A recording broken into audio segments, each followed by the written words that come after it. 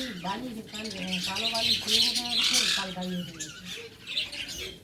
মালিক বাইরে তো কী হবে, সবাই দেখাশোনা করে ফেলছে।